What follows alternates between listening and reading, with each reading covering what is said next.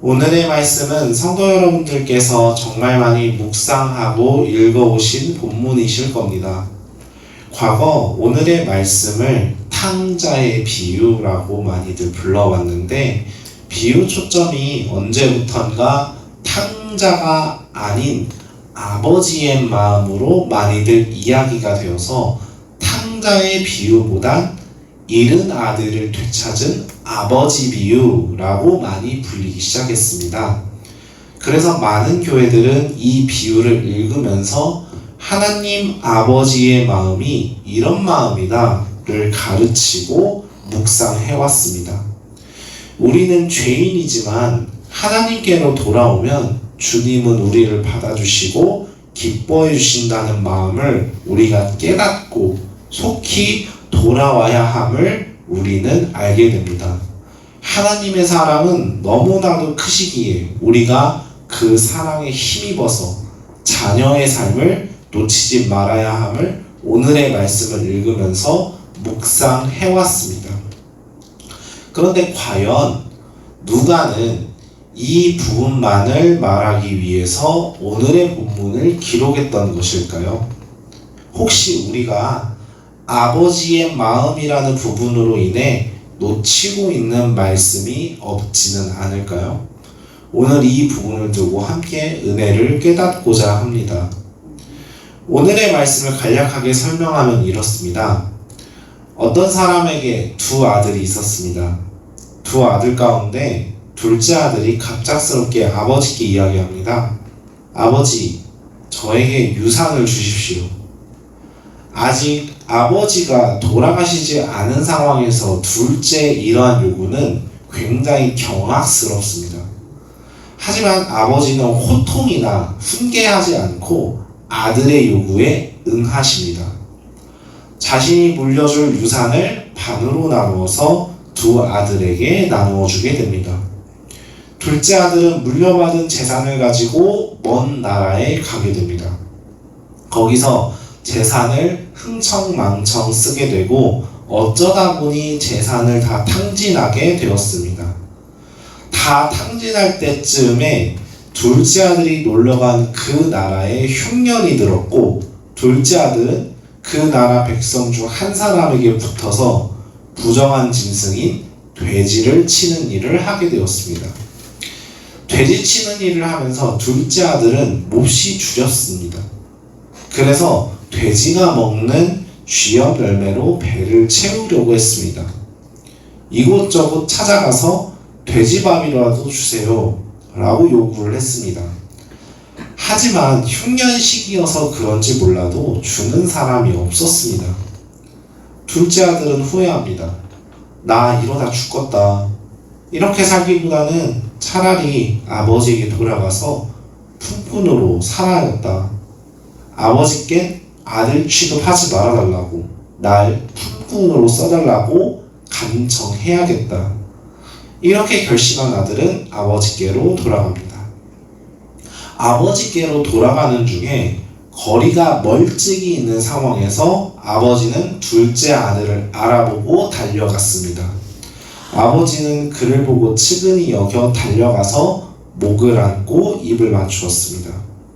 아들은 죄책감에 시달리면서 아버지, 지금부터는 아버지의 아들이라 일컬음을 감당하지 못하겠습니다 라고 말합니다.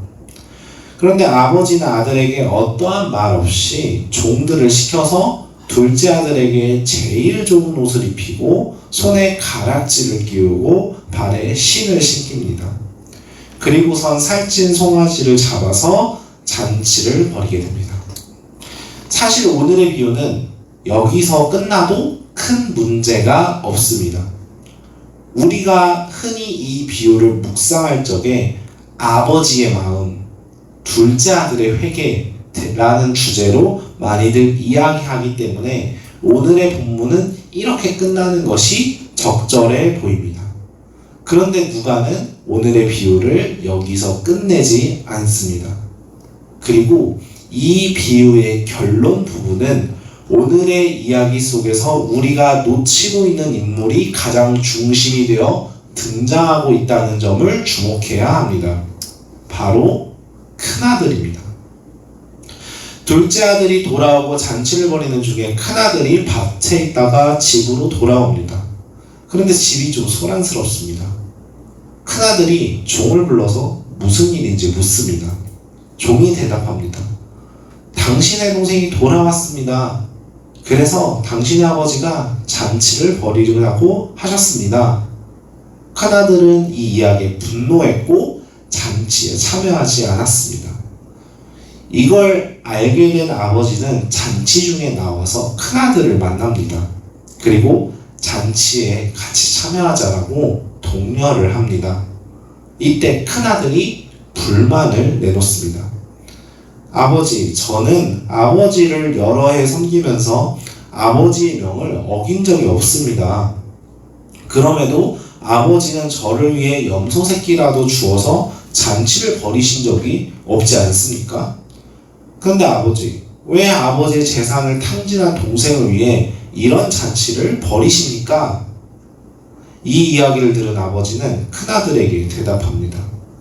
네가 항상 나와 함께 있었기에 내 것은 다 네 것이다.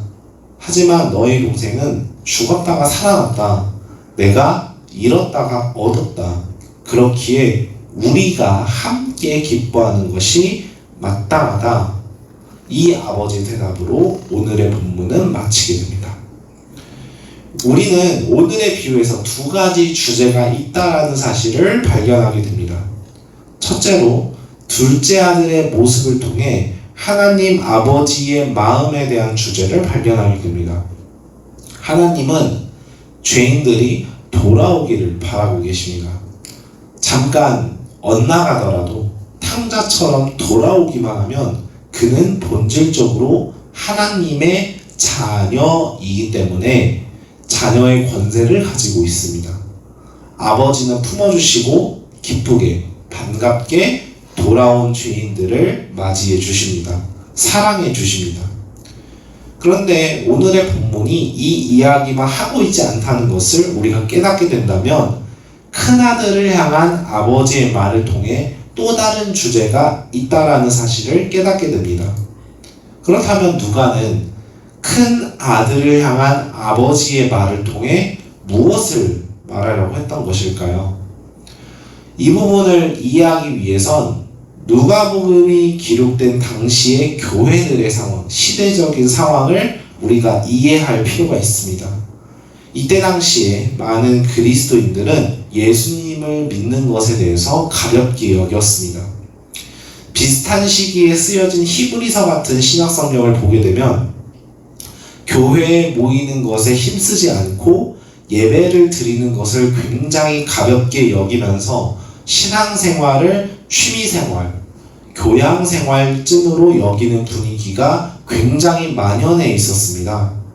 그래서 교회에 많은 인원들이 들어오기도 하지만 많은 인원들이 빠져나가는 게 굉장히 당연시하던 모습이 누가복음이 기록된 당시 교회의 분위기였습니다. 그런데 간혹 예수님을 믿는 것을 가볍게 여기며 교회를 떠난 지체 가운데 자신의 죄성을 발견하고 후회하며 다시금 믿음의 길로 들어서는 사람들이 있었습니다. 그들은 다시 주님께 회개하며 교회로 돌아왔습니다. 당시 교회 지도자들은 그런 인물들을 보면서, 그런 사람들을 보면서 이들의 회개를 기쁘게 맞이하고 축복해 주었을 것입니다. 문제는 이때 당시 교회를 성실히 다니는 그리스도인들 사이에 불만이 생겼다는 겁니다. 마치 큰아들이 둘째 아들의 복귀에 대한 잔치를 두고 불평했던 것처럼 당시 교회들도 이런 모습들이 비일비재했다는 것입니다. 단순히 이런 불평만 있었으면 큰 문제는 없었을지 모르겠습니다. 하지만 누가가 이 비유의 말씀을 전해주고 있다는 사실은 그 문제의 심각도가 생각 이상으로 굉장히 심각했다는 것을 우리가 생각해 볼 수 있습니다. 아마도 이런 불평의 씨앗이 자라서 교회의 지도자들을 흔들거나 분열하거나 반대하는 문제를 야기시킨 것 같습니다. 동일한 시대에 쓰여진 요한 1서, 2서, 3서를 보더라도 교회 구성원들 사이에 갈등과 파벌 싸움이 벌어진 것을 우리가 확인해 볼 수 있습니다. 즉, 교회 내부적으로 신앙생활을 꾸준히 했던 사람들이 다시 교회로 돌아오는, 믿음을 가볍게 여겼던 사람들을 향해서 질투했고, 이것으로 인해 교회가 갈등하고 분쟁이 일어날 수준의 문제가 되었다라는 것입니다. 아마 이러한 모습은 오늘날에도 있을지도 모르겠습니다. 괜히 섭섭해지는 겁니다. 괜히 서운해지는 겁니다. 교회 지체가 서로 관심을 가져주지만 비교적 관심을 덜 받는 것 같은 상황이 오면 마음이 괜히 좋지 않게 되는 모습들이 오늘날에도 볼 수 있는 것 같습니다. 이러한 맥락에서 오늘의 비유의 결론, 교회가 본질적으로 어떤 공동체인지를 말해주고 있습니다. 31절, 32절입니다. 아버지가 이르되 너는 항상 나와 함께 있으니 내 것이 다 내 것이로되 이 내 동생은 죽었다가 살아났으며 내가 잃었다가 얻었기로 우리가 즐거워하고 기뻐하는 것이 마땅하다. 우리는 이 결론 부분에서 교회가 어떤 공동체인지를 발견하게 됩니다. 첫째로, 교회는 하나님의 것을 소유하고 있는 자들입니다. 이미 그리스도인들은 하나님으로부터 받을 수 있는 축복을 마음껏 누리고 있습니다. 교회 공동체는 하나님의 축복을 누리고 있습니다. 그렇기에 섭섭해할 필요도 없고 서운해할 필요도 없는 것입니다. 둘째로, 주님 안에서 함께 있는 가족이 교회라는 것입니다. 첫째 아들과 둘째 아들 모두 아버지의 자녀입니다. 이 본질은 변하지 않습니다. 둘째 아들이 아버지의 재산을 탕진하여 아버지께로 돌아왔을 때 첫째 아들 입장에선 둘째 아들은 도저히 용납할 수 없는 괘씸한 모습입니다. 하지만 아버지의 시선에선, 하나님의 시선에선 달랐다는 겁니다. 아버지의 자녀이기 때문에 결국은 같은 가족이었고 아버지는 품어주셨습니다. 아버지께로 돌아와 같이 살아야 하는 가족, 그 모습을 우리에게 들려주고 있는 것은 오늘날 교회가 이런 모습으로 살아야 한다는 것을 우리에게 전해주고 있다라는 것입니다. 이 부분을 우리가 생각한다면 32절에서 아버지가 혼자만 즐거워해선 안 된다는 것을 발견하게 됩니다. 주님 안에서 함께 있는 가족이라면, 교회라면 함께 기뻐해야만 합니다. 그게 아버지의 뜻이고 아버지의 마음입니다. 서운함과 섭섭함으로 형제를 미워하는 것이 아니라 진짜 가족이기 때문에 품어주고 함께 기뻐해야만 했던 것입니다. 현대사회에 들어서게 되면서 개인주의가 대두되고 이웃 간의 관계성이 점차 쇠퇴하고 있습니다. 그런 이유에서 교회가 세상과 구별되는 가장 큰 차이가 있다면 혈연을 초월하여 예수님의 십자가 구속 아래 우리 모두가 한 가족이 되었다고 고백하고 말하고 살고 있다라는 사실일 것 같습니다. 교회가 세상과 다른 이유는 우리가 주 안에서 가족이 되었고 그렇게 여기기 때문입니다. 흔히들 교회에서 형제님, 자매님 하는 말의 의미를 곱씹어 본다면 오늘의 본문 말씀이 더욱 와닿지 않나라는 생각도 듭니다. 우리는 주님 안에서 함께 있는 가족입니다. 가족 가운데 교회로 돌아오는 자가 있다면 기뻐하는 것이 마땅합니다. 오늘의 말씀은 그런 교회의 모습을 우리에게 전해주고 있습니다. 사랑하는 성도 여러분, 로마서 12장 25절에서 이렇게 이야기하고 있습니다. 즐거워하는 자들과 함께 즐거워하고 우는 자들과 함께 울라. 이 말씀이 우리 교회의 모습이 되기를 소망합니다.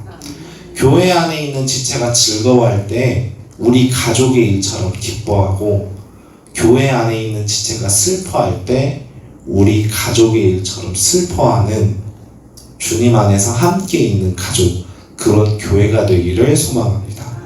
주님 안에서 형제, 자매된 우리의 모습이 둘째 아들이 돌아올 적에 아버지와 함께 기뻐하며 잔치에 참여하는 첫째 아들의 모습이 되기를 주님의 이름으로 축복합니다.